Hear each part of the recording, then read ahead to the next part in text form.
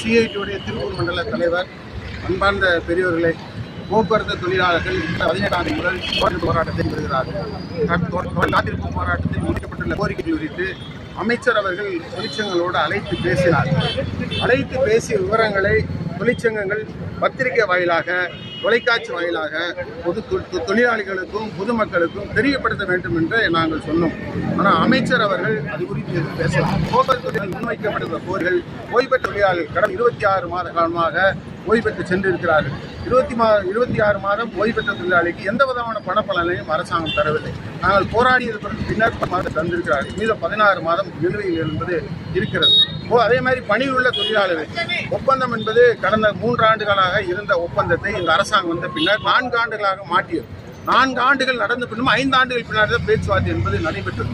பேச்சுவார்த்தை முடிந்த பின்னர் 21 மாதம் அரியர் தர வேண்டிய இந்த அரசாங்கம் 9 மாதம் மட்டும் அரியர் தருவதாக ஒப்புக்கொண்டு ஒப்பந்தம் போட்டது.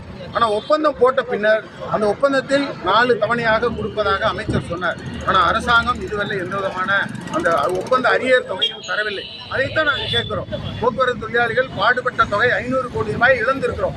இதில் அரியர் தொகை 300 கோடி ரூபாய் வர வேண்டியிருக்கு. அரசாங்கம் அதில் ஏமாற்றுதுங்கிறத பார்த்தோம். பொதுவாக 7000 போக்குவரத்து தொழிலாளிகள் ஓய்வு பெற்றிருக்கிறார்கள். அதே அவர்களுக்கான எந்த பலனையும் அரசாங்கம் தரவில்லை. அதேமாதிரி 1/4/2003 பின்னர் பணியில் சேர்ந்த தொழிலாளிகளுக்கு குடும்ப ஓய்வூதியம் கொடுக்க வேண்டும், தொழிலாளிகளுக்கான ஓய்வூதியம் வழங்க வேண்டும் என்ற நீதிமன்ற தீர்ப்பை பெற்றிருக்கிறோம். ஆனால் அரசாங்கம் அது குறித்து எந்த விதமான பேச்சுவார்த்தை கமிட்டி போட்டிருக்கிறார்கள் சொல்லுகிறார்கள். ஆனால் அந்த கமிட்டியின் பிரகாரம் எங்களுடைய போக்குவரத்து தொழிலாளிகளுக்கு ஓய்வூதியம் வழங்க வேண்டும் என்ற தொடர் போராட்டத்தை அரசை வலியுறுத்தி நடத்தி கொண்டு வருகிறோம். அரசாங்கம் எங்களை அழைத்து பேச வேண்டும். தனியார் மய நடவடிக்கைகளை முற்றிலுமாக கைவிட வேண்டும். போக்குவரத்து கழகத்தில் காலியாக இருக்கிற ஒரு 30,000 காலி பணியிடங்கள் உள்ளது. ஆனால் அரசாங்கம் இந்த ஆட்சிக்கு வந்த பின்னாடி ஒரு 15,000 ஒப்பந்த பணியாளர்கள் நியமனம் செய்திருக்கார். இது சமூக நீதிக்கு இடஒதுக்கீடு அந்த கோட்பாடுகளுக்கு முரணானது. ஆகவே போக்குவரத்தில் பணியாற்றக்கூடிய தொழிலாளர்களை நிரந்தர தொழிலாளியாக பணிக்கு அமர்த்த வேண்டும் என்ற அந்த 5 அம்ச கோரிக்கைகளை வலியுறுத்தி அந்த போராட்டம் தொடர்ந்து நடைபெறும்.